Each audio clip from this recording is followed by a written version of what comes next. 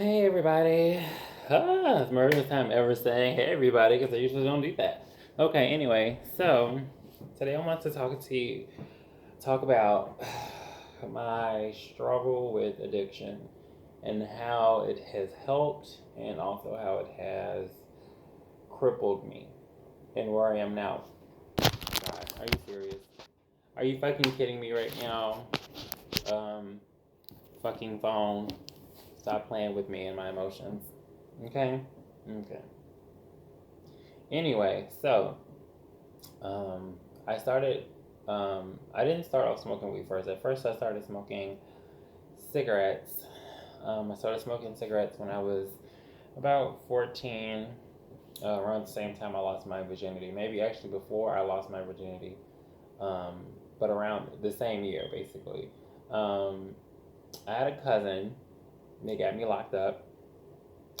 It's like the most notable thing she did. We had a couple of things that happened that were pretty noticeable, but the last thing was her having me locked up the day after Christmas, which I'll get into in another video.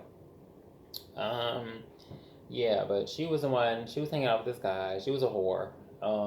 She was hanging out with this guy that she was busting down, and she wanted me to come over, hang with them. So that's what I did, or whatever. So we're all in the room and they're smoking cigarettes, and I'm just like, damn, those cigarettes stink, but I want to try it just to see how it is and what's the hubbub about it. So I ended up smoking or whatever, bought some cigarettes from them, smoked it or whatever with them, and I ended up liking it.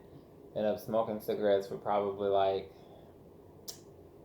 damn, you know what? Actually, I wasn't in high school. It was before high school. I had to been in, I think I was in eighth grade because I remember specifically going to school in eighth grade damn near every day, smoking a cigarette.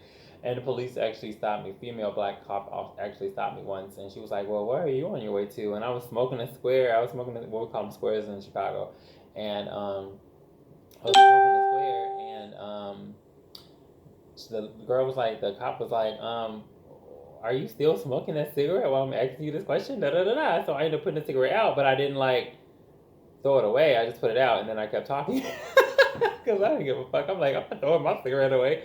You got me fucked up. Anyway, so yeah. Anyway, so I smoked cigarettes for probably like, I don't know, probably till I was like, probably until like I was like 17, and then once I got 17, I started smoking weed. Um, I was already smoking it on and off, but I really didn't smoke it. I smoked it really when I was a teenager, so 14 in high school, a little bit before high school. Got more serious about it once I was in high school, and it actually was a really good, like a medication for me. It helped me deal with a lot of stress, and helped me cope with a lot of depression and issues that I was having at the time, which I talked about in other videos.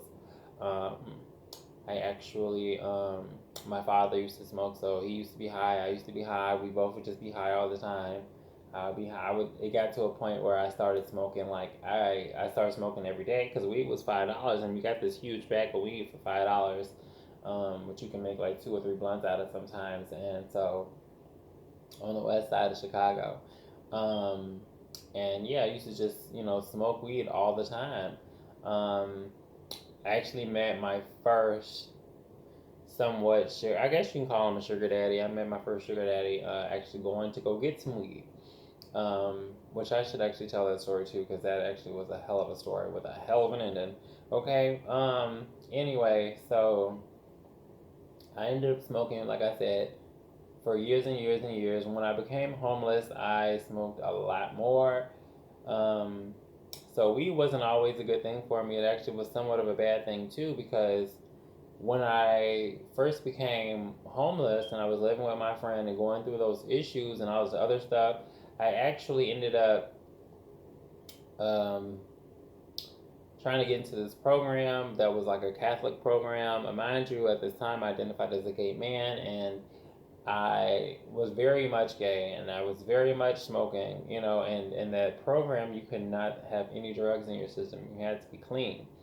So they told me that I had to wait 30 days and then I could come back into the program, and then I would constantly try to get back into there, but I would constantly end up smoking, and so I ended up really, you know, kick myself in my ass in that situation because I kept smoking, knowing that I needed to stop. But it was like every time they would tell me like, no, you didn't pass the drop. Um, every time they would tell me, I would get so depressed and I would get so sad because I was like, damn, I don't have anywhere to go and I need somewhere to live and I can't keep depending on these people to help me, you know. Um, my former best friend, which I told about, and her parents and shit, which I've talked about in another story. One of those other stories that I told, or videos. Um, so I ended up eventually, like I said, I moved on in my life. I got into a place where I got my own apartment when I was 18. I still was smoking a lot. I didn't smoke every day at that point. I had kind of chilled down with it a lot because I didn't have the money to keep smoking. So I smoked. I would smoke like maybe a couple of times a week. But then when things got more hectic between me and my first boyfriend, my first real boyfriend, like I said before in the other video, I started to smoke more. Not as much as I have been in the last um, 7, 8 years, but I started smoking more, and then it got to a point where I would be smoking a lot of weed, but it would just be in one day when I did smoke. Um, I feel like it kept me from achieving a lot of things because it made me so lazy, it made me so unfocused that I wouldn't have the passion or the drive to do much of anything. And when I would do, like when I went to school, my first couple of times going to school, I would always smoke when I got home. That was kind of like a ritual for me. So I would smoke and then I would try to do my work after smoking, which is the worst thing you could do, especially when you have to read things and focus on things. I would get so tired and so irritated so fast that, I'm sure that led, I'm sure that had a key role in me just not, really being able to finish school because I just wasn't giving it my all because I was, focused on weed and focused on other things going on in my life. Um, so it was hard. It was hard, and I knew weed it was always bad for me. Eventually, I started to spit, like I started to cough, and first it was regular coughs, and then it turned into like a cough that you cough up phlegm and smoke and shit and stuff like that. And I think that was like my first sign. And no, I do not have like lung cancer or any throat cancer or anything like that. But I started to notice that, like your body starts showing you signs, and that's when I really started to be like, damn, I just need to quit. I just need to quit smoking because my body is telling me like, bitch, if you keep smoking, you're gonna have problems, health problems, and you don't want something that's supposed to be helping you really start giving you a lot of issues. Um, so I wasn't really listening to myself. Like the most I tried, like after I got with my last boyfriend, who we were together in my longest relationship, that was like 7 years. Um, I was actually, um, I don't have on a bra, so that's why I'm doing like this.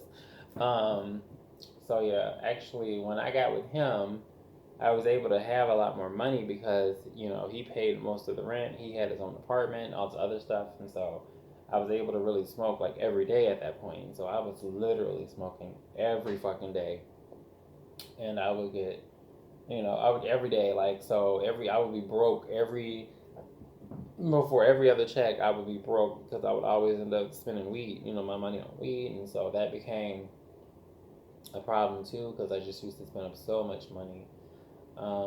And the most I was able to quit was most time I was able to quit was probably about, I want to say, 3 months. I think was the longest, and the shortest was about 25 days. So no, the shortest was like a week, a week. So or no, actually, the shortest would have to be like 2 days. I think I stopped for like 2 days. That was like the shortest. Um, I'm currently trying to quit now. It's been it's been 7, 8. It's been 9 days since I quit. Currently, um, but the thing about it is, like, when you're ready to quit, you just really need to just stop, and don't let those things, like, because usually what would make me start back smoking would be something really, stressing me out. Like today, I had a really stressful day today at work. I've been smoking Black and Milds, which I know I'm not supposed to, and they've been kind of like making my throat feel like shit. But it's like I feel like I need to have something to help wing. You know, it's like I need it to help me wing off of weed. You know, because I do need that sensation. I don't need the sensation, but I kind of just want the sensation because weed is something that's still on my mind. You know, and I've tried. Excuse me. I tried to go to surgery. I mean surgery. I tried to go to therapy for it. Therapist wasn't very good at helping me get over my drug addiction, so my marijuana addiction.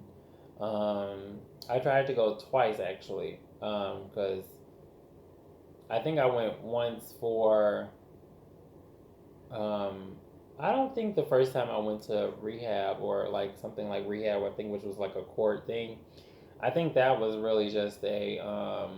I think that was really a just I needed to drink. You know, I had got caught drinking and they told me I had to go to probation and like to for a couple of days or whatever just to make sure that I would stop drinking, which was stupid because I was literally like 20. So I was like, okay, bitch, I'm gonna turn 21. What do you think I'm gonna do? Even though I did actually stop drinking, but that's because I just didn't like drinking like that. Um, yeah, but my therapist she didn't help. It's you have to quit when you're ready to quit, and when your body tells you that you're ready to quit. Because when you really are ready to quit, then you will just naturally stop, And it's just up to you to have the strength to not let a bad day make you want to smoke, Because for me, I know my one of the key things to make me start smoking was when something really bad would happen or something traumatic would happen or I would have bad memories or a bad dream or anything that was really bad, I just would instantly go into wanting to smoke weed again. And so I've been doing really good for these last 9 days, and I'm really hoping that I can stay on this path because I'm planning on doing a lot of things next year, and I don't want to smoke, even though smoking weed will be legal in Chicago recreationally, but I still do not want to do it. I've been smoking weed, like I said, since I was a teenager. I've been smoking weed for over 10 years.